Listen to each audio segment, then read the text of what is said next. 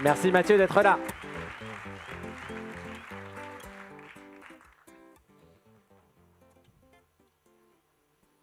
Est-ce que vous connaissez le point commun entre la Grèce antique, la Renaissance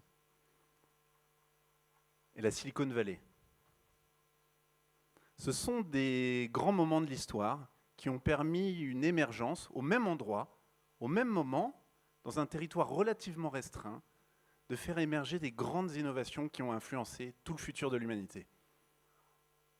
Certaines personnes ont donné le nom de Sénius à ce phénomène-là. Sénius, c'est la contraction de Syn et de Genius. Autrement dit, c'est l'écosystème, l'environnement qui permet de faire émerger le génie collectif.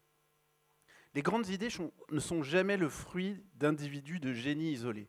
C'est toujours le fruit d'un collectif qui fait émerger ces grandes idées.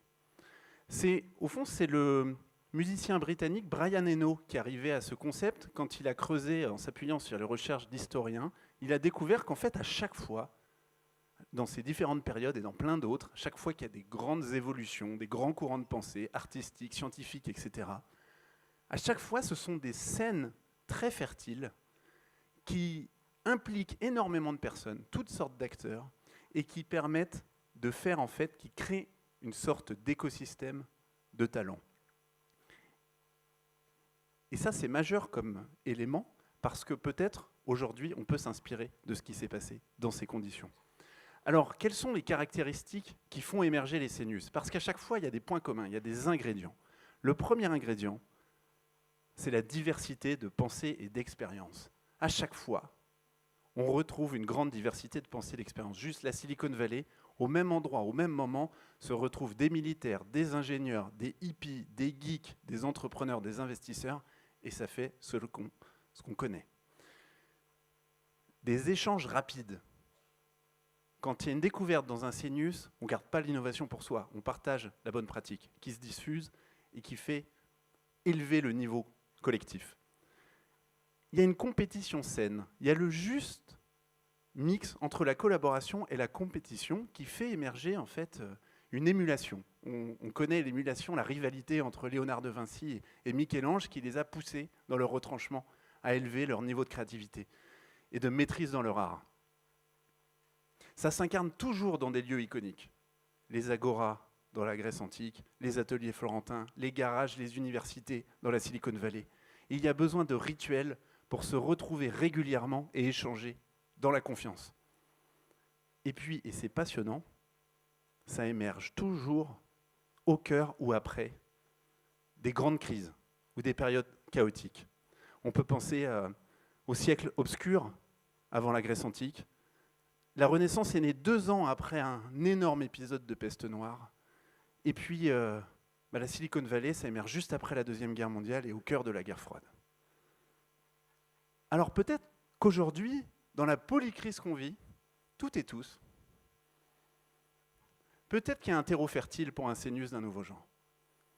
Peut-être qu'il y a un terreau fertile pour faire émerger une nouvelle Renaissance, plus inspirée par le vivant, qui remet l'économie dans les limites planétaires et qui donne une chance à chacun, à chacune.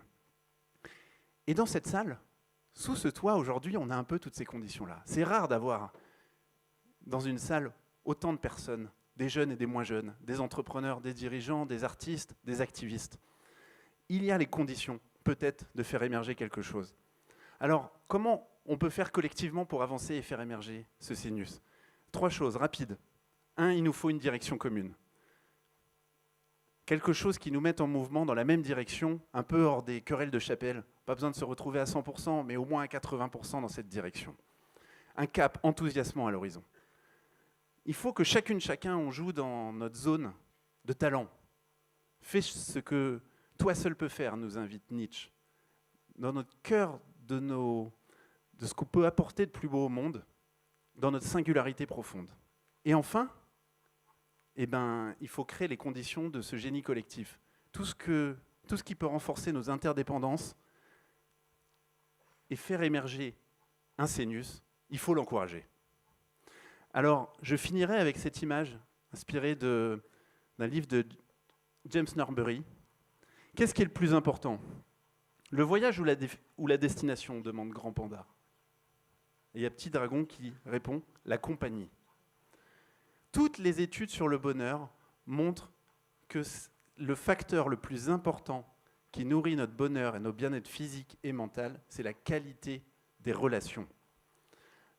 Alors, ne pas jouer collectif, c'est nourrir l'individualisme et c'est cultiver notre impuissance. Jouer collectif, c'est nourrir notre pouvoir d'agir. Je viens de montrer que jouer collectif, c'est plus efficace, ça permet plus d'innovation et ça rend heureux. Alors, à nous de jouer maintenant, pour que dans quelques années, dans 100 ans peut-être, on se souvienne de notre époque, de celle que l'on vit toutes et tous, comme celle qui a permis une nouvelle renaissance.